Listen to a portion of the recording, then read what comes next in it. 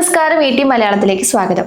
ഇന്ത്യയിലെ ആദ്യത്തെ pure play artificial intelligence കമ്പനിയായ ഫ്രാക്ടൽ അനലിറ്റിക്സ് ഓഹരിയും പ്രമുഖ FMCG കമ്പനിയായ ഹിന്ദുസ്ഥാൻ യൂണിലിവറിൽ നിന്നും വേർപിരിഞ്ഞ് ഇന്ത്യയിലെ ആദ്യത്തെ പ്യോർ പ്ലേ ലിസ്റ്റഡ് ഐസ്ക്രീം കമ്പനിയായ ക്വാളിറ്റി വാൾസ് ഓഹരിയും വിപണിയിൽ നിന്ന് ലിസ്റ്റ് ചെയ്തിരിക്കുകയാണ്. വലിയ പ്രതീക്ഷകളോടെ വന്ന ഈ IPOകളുടെ ലിസ്റ്റിംഗ് വിശേഷങ്ങളും സാമ്പത്തിക വശങ്ങളും വിശദമായി നോക്കാം. ഓഹരി വിപണി ഏറെ ആകാംക്ഷയോടെ കാത്തിരുന്ന ഒരു ലിസ്റ്റിംഗ് ആയിരുന്നു ഫ്രാക്ടൽ അനലിറ്റിക്സിൻ്റെത്.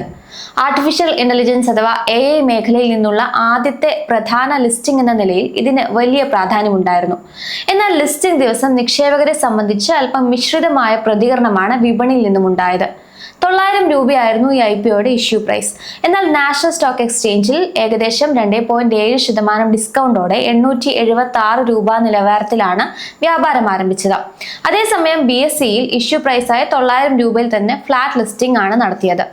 എന്തുകൊണ്ടാണ് ഇത്തരമൊരു മന്ദഗതിയിലുള്ള തുടക്കം ഉണ്ടായതെന്ന് നോക്കിയാൽ കഴിഞ്ഞ കുറച്ച് ദിവസങ്ങളായി ഗ്രേ മാർക്കറ്റ് പ്രീമിയത്തിൽ ഉണ്ടായ ഇടിവ് തന്നെയാണ് പ്രധാന സൂചന. ഒരു ഘട്ടത്തിൽ 180 രൂപ വരെ പ്രീമിയം കാണിച്ചിരുന്ന സ്ഥാനത്ത് തൊട്ടു മുൻപ് ഇത് -10 രൂപ വരെ എത്തിയിരുന്നു.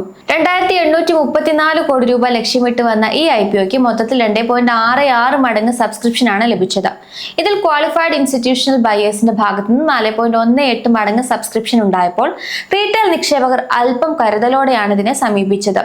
1.03 മടങ്ങ് മാത്രമാണ് റീറ്റെയിൽ വിഭാഗത്തിൽ നിന്നും ലഭിച്ച പ്രതികരണം. ഇനി നമുക്ക് കമ്പനിയുടെ ബിസിനസ്സിലേക്കും സാമ്പത്തിക നിലയിലേക്കും നോക്കാം. 2000 പ്രവർത്തനം ആരംഭിച്ച ഫ്രാക്ടൽ അനലിറ്റിക്സ് ഇന്ന് ലോകത്തിലെ തന്നെ പ്രമുഖ AI കമ്പനികളിൽ ഒന്നാണ്. സിറ്റി ബാങ്ക്, നെസ്ലെ, ഫിലിപ്സ് തുടങ്ങിയ വമ്പൻ ആഗോള ബ്രാൻഡുകൾ ഇവരുടെ ക്ലയന്റുകളാണ്. പ്രധാനമായും ഫ്രാക്ടൽ.ai, ഫ്രാക്ടൽ ആൽഫ എന്നിങ്ങനെ 2 വിഭാഗങ്ങളിലായിട്ടാണ് ഇവർ പ്രവർത്തിക്കുന്നത്. ഫ്രാക്ടൽ അനലിറ്റിക്സിന്റെ കഴിഞ്ഞ ഏതാനും വർഷങ്ങളിലെ സാമ്പത്തിക പ്രകടനം പരിശോധിച്ചാൽ വരുമാനത്തിൽ സ്ഥിരമായൊരു വളർച്ച കാണാൻ സാധിക്കും.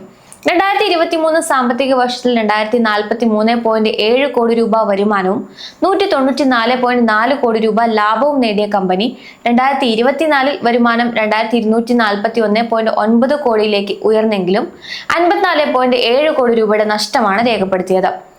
എന്നാൽ 2025 സാമ്പത്തിക വർഷത്തിൽ ശക്തമായി തിരിച്ചു വന്ന കമ്പനി തങ്ങളുടെ വരുമാനം 2816.2 കോടി രൂപയായും ലാഭം 220.6 കോടി രൂപയായും വർദ്ധിപ്പിച്ചു. ഏറ്റവും ഒടുവിലായി പുറത്തുവന്ന 2026 സാമ്പത്തിക വർഷത്തിന്റെ ആദ്യ പകുതിയിലെ, അതായത് സെപ്റ്റംബർ വരെയുള്ള കണക്കുകൾ പ്രകാരം 1594.3 കോടി രൂപ വരുമാനവും 70.9 കോടി രൂപയുടെ ലാഭവും ഇതിനോടകം തന്നെ സ്വന്തമാക്കി.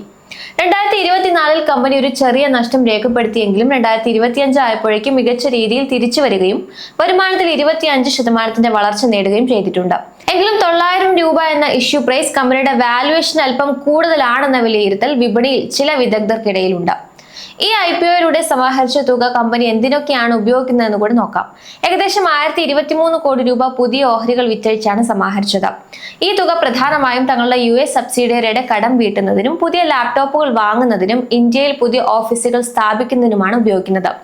കൂടാതെ R&D, സെയിൽസ് ആൻഡ് മാർക്കറ്റിംഗ് വിഭാഗങ്ങളിലും വലിയ നിക്ഷേപം നടത്താൻ കമ്പനി പദ്ധതിയിടുന്നുണ്ട്. ലിസ്റ്റിംഗ് ദിവസം വലിയ ലാഭം നൽകിയില്ലെങ്കിലും ദീർഘകാല അടിസ്ഥാനത്തിൽ AI മേഖലയിലുള്ള വളർച്ചയിൽ വിശ്വസിക്കുന്ന നിക്ഷേപകർക്ക് ഫ്രാക്ടൽ അനലിറ്റിക്സ് ഒരു പ്രധാന ഓപ്ഷനായി മാറിയേക്കാം. എങ്കിലും വാല്യുവേഷൻ കൂടുതലായതുകൊണ്ട് തന്നെ വിപണിയിലെ ചാഞ്ചാട്ടങ്ങൾ ശ്രദ്ധിക്കേണ്ടതുണ്ട്. ഇനി ക്വാളിറ്റി വാൾസിന്റെ കാര്യം നോക്കാം. ഹിന്ദുസ്ഥാൻ യൂണിലിവർ ഓഹരി ഉടമകൾ ഏറെ കാലമായി കാത്തിരുന്ന ഒരു ദിവസമാണിന്ന്. HUL നിന്ന് ഐസ്ക്രീം ബിസിനസ് വേർപിരിച്ച് ക്വാളിറ്റി വാൾസ് ഇന്ത്യ ലിമിറ്റഡ് എന്ന പേരിൽ ഒരു സ്വതന്ത്ര കമ്പനിയായി ഇന്ന് വിപണിയിൽ അരങ്ങേറ്റം കുറിച്ചെങ്കിലും അല്പം നിരാശപ്പെടുത്തുന്ന ലിസ്റ്റിംഗ് ആണ് ഉണ്ടായത്. നാഷണൽ സ്റ്റോക്ക് എക്സ്ചേഞ്ചിൽ ഏകദേശം 26% ഡിസ്കൗണ്ടോടെയാണ് ഓഹരികൾ വ്യാപാരം ആരംഭിച്ചത്. ഡീമർജർ സമയത്ത് കണക്കാക്കിയിരുന്ന 40 രൂപ എന്ന പ്രൈസിനേക്കാൾ താഴെ 29 രൂപയ്ക്കാണ് NSE ലിസ്റ്റിംഗ് നടത്തിയത്. ബോംബെ സ്റ്റോക്ക് എക്സ്ചേഞ്ചിലും സമാനമായ ഇടിവ് കാണപ്പെട്ടു. 38 രൂപയിൽ നിന്നും 21% കുറഞ്ഞ് 29 രൂപയ്ക്കാണ് ഇവിടെ ട്രേഡിംഗ് തുടങ്ങിയത്. നിലവിൽ കമ്പനിയുടെ മാർക്കറ്റ് ക്യാപിറ്റലൈസേഷൻ ഏകദേശം 7000 കോടി രൂപയാണ്. ഇനി ഈ ബിസിനസിന്റെ മാറ്റത്തെക്കുറിച്ച് കൂടുതൽ വ്യക്തമായി പറയാം. HUL ഓഹരി ഉടമകൾക്ക് തങ്ങൾ കൈവശം വെച്ചിരിക്കുന്ന ഓരോ HUL ഓഹരിക്കും ഒരു ക്വാളിറ്റി വാൾസ് ഓഹരി എന്ന നിരക്കിലാണ്, അതായത് 1:1 എന്ന റേഷ്യോയിലാണ് ലഭിച്ചത്. ഐസ്ക്രീം ബിസിനസ് ഒരു സീസണൽ ബിസിനസ് ആയതുകൊണ്ടും ഇതിന് പ്രത്യേകമായ കോൾഡ് ചെയിൻ ഇൻഫ്രാസ്ട്രക്ചർ ആവശ്യമായതുകൊണ്ടുമാണ് HUL ഈ വിഭാഗത്തെ ഒരു സ്വതന്ത്ര കമ്പനിയായി മാറ്റാൻ തീരുമാനിച്ചത്. നിക്ഷേപകർ ശ്രദ്ധിക്കേണ്ട മറ്റൊരു പ്രധാന വാർത്ത ഓപ്പൺ ഓഫർ ആണ്.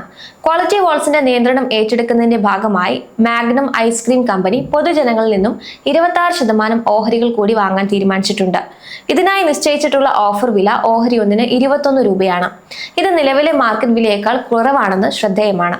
ക്വാളിറ്റി വാൾസിന്റെ സാമ്പത്തിക നിലവാരം പരിശോധിച്ചാൽ ഹിന്ദുസ്ഥാൻ യൂണിലീവറിന്റെ മൊത്തം വിറ്റുവരവിന്റെ ഏകദേശം 3% സംഭാവന ചെയ്യുന്നത്. 2025 സാമ്പത്തിക വർഷത്തിൽ ഏകദേശം 1800 കോടി രൂപ മുതൽ 2000 കോടി രൂപ വരുമാനം നേടിയ ഈ ബിസിനസ് HULന്റെ പോർട്ട്ഫോളിയോയിൽ ഒരു പ്രധാന വിഭാഗമായിരുന്നു. ഐസ്ക്രീം വിപണിയിൽ GST 18% നിന്നും 5% കുറച്ചത് കമ്പനിക്ക് ഭാവിയിൽ ഗുണകരമാകുമെന്ന് കരുതപ്പെടുന്നു. എന്നിരുന്നാലും സീസണലായ ഡിമാൻഡും കുറഞ്ഞ ലാഭവിഹിതവും കമ്പനിക്ക് വലിയ വെല്ലുവിളിയാണ്.